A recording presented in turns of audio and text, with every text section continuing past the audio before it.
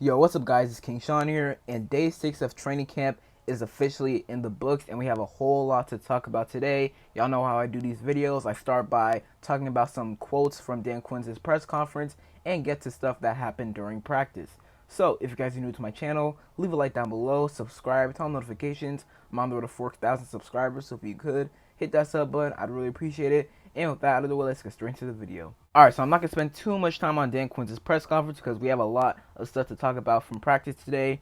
But on offense, let's start on things he said about the offense. He said that tight end John Bates stood out yesterday. He had good blocking. And, you're going to see that, with the pads on. We already know that John Bates is one of the better blocking tight ends in the NFL. That's why he's probably going to make the roster, because he's a very good blocking tight end. Doesn't provide you much in the receiving game, but is a really good blocker.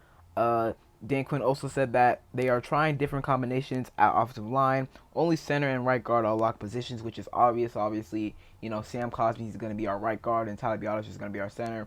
As for left guard, left tackle, and right tackle, though, we still don't know yet. Brandon Coleman and Andrew Wiley, they got the bulk. They got the bulk of the tackle reps today. Brandon Coleman at left tackle, Andrew Wiley at right tackle. And then I know that Michael Dieter, he got some reps at a right guard. Oh, sorry, not right guard, left guard. And then Nick Allegretti got some reps at left guard as well. So it's really Nick Allegretti versus Michael Dieter for that left guard position. And then Brandon Coleman versus Cornelius Lucas for the left tackle. And then as for right tackle, I would say it's Andrew Wiley. You could say Andrew Wiley versus Brandon Coleman or Andrew Wiley versus Cornelius Lucas. It's really all up in the air right now. So, I don't think we have pads on today, so we'll see how the offensive line plays out over the next couple of days and weeks during training camp and preseason. So we'll see who gets that starting left tackle, right tackle, and left guard slots. As for defense, he said that defensive tackle Jonathan Allen and Dorrance Armstrong stood out yesterday. Obviously, Jonathan Allen, he needs to have a bounce back year, in my opinion. He wasn't bad last year, but he wasn't nearly as dominant last year compared to 2022 and years prior. So I want to see him get to his 2022-2021 form in 2024. And I feel like, having Dan Quinn and Joe Witt Jr. as, the leaders of the defense, he will. And the Dorrance Armstrong, we signed him over from Dallas this offseason in free agency. He's put up solid numbers with Dallas as their number 3 option, really behind DeMarcus Lawrence and Micah Parsons. So him taking on the starting role here as one of our edge rushers, I feel like he is primed to have a really, really good season with us in year 1 alone. And then some other stuff. Johnny Newton, he got some work in team drills today. Dan Quinn said in his press conference. Quinn also believes strongly in Quan Martin and believes Martin can be one of our best tacklers. And I heard like yesterday and the day before from some fans that Quan Martin was flying around the field, man. We were primarily using him at free safety, but we also used him at nickel, sometimes in the slot, just all over the field, man. I'm super excited to see what Quan Martin can do as our starting free safety next year. And then Mikey Sanders, still, Dan Quinn said, is settling in at the main slot corner position, star, slot, nickelback, whatever you want to call him. He's going to play at that position where he played in college. He played on the outside a couple times as well, but he mainly played in the slot, which he's gonna fit in nicely there. And he made a couple nice plays today during practice. So man, I'm super excited for Mikey Sanders still this season. I wouldn't be surprised if he became maybe the best slot cornerback, an All-Pro, Pro Bowl slot cornerback in the next year or two. Man, I have a lot of faith in Mikey Sanders still. All right, now let's get to some stuff that happened during practice today. First things first, our starting offensive line looked like this. Brandon Coleman at left tackle, Nick Allegretti at left guard, Tyler Biadasz was at center, right guard was Sam Cosmi, and Andrew Wiley was your right tackle. Now, we were subbing in some guys like Michael Dieter, Cornelius Lucas, and Ricky Stromberg at time, but this is what your offensive line looked like for the majority of the day in 11v11s. First team, so that's cool right there. I do love that we're giving Brandon Coleman a ton of snaps at left tackle, give him more reps. I know he didn't have the greatest day. He allowed a lot of inside pressures. I think he had a lot of sack or two as well, but he had some nice moments as well. Wasn't his cleanest day, but he's a rookie, and it's good to give him those left tackle snaps right now.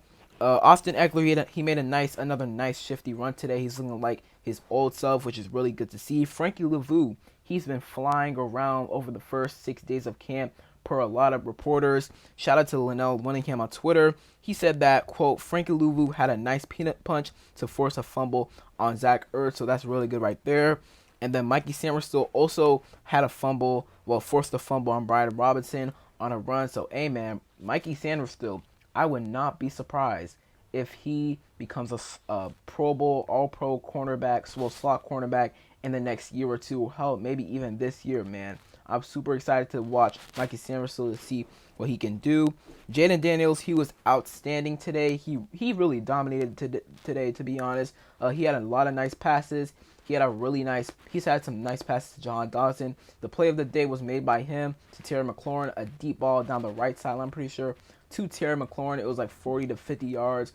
Fans roared. Terry McLaurin got excited. Jayden Daniels got excited. Everyone at camp got excited, man. It was a huge play, man.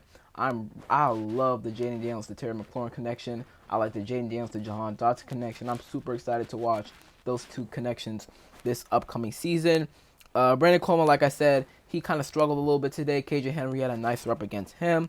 Andrew Wiley, he was beat by Frankie Louvu. Frankie Louvu put a sick inside move to beat Andrew Wiley. Would have been a quick pressure, but Jayden Daniels did a good job of getting the ball out to the flat to Terry McLaurin. So nice job by Terry McLaurin recognizing the pressure and getting the ball out to the nearest wide receiver. But man, Andrew Wiley needs to be much improved this season. He was absolutely terrible last year. He allowed 9 sacks last year and a whole bunch of penalties, man.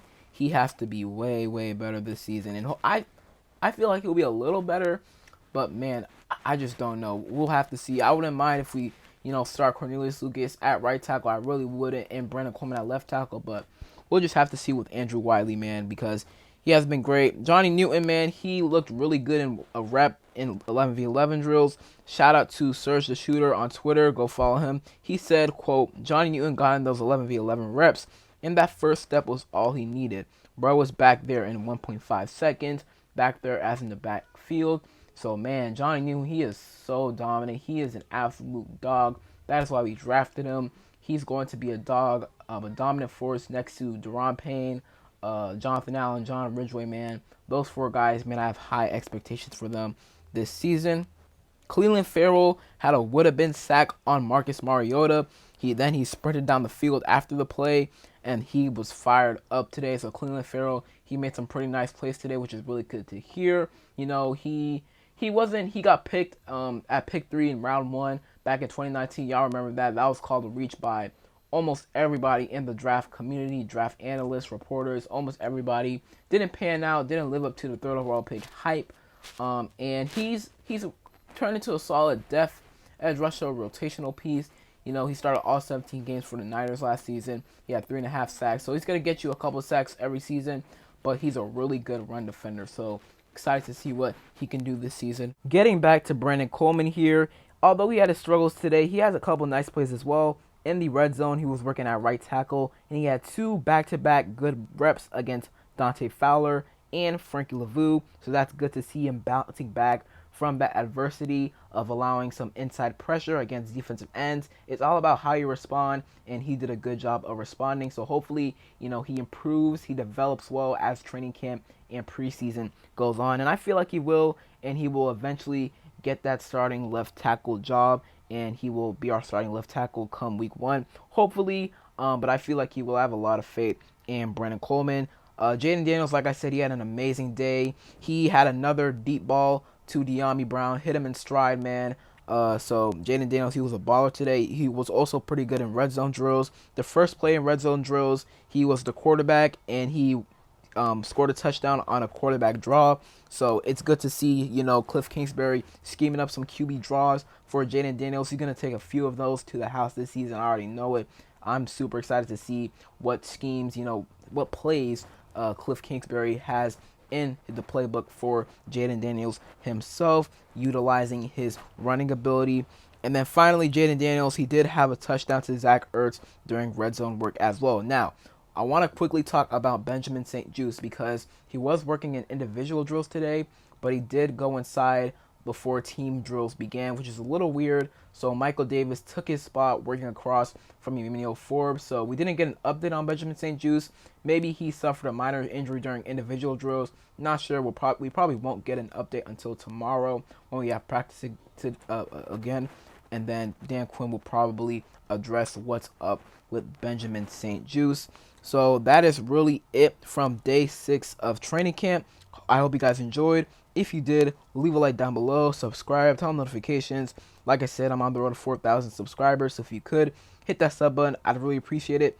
And other than that, it's been King Sean, and I'm out. Peace.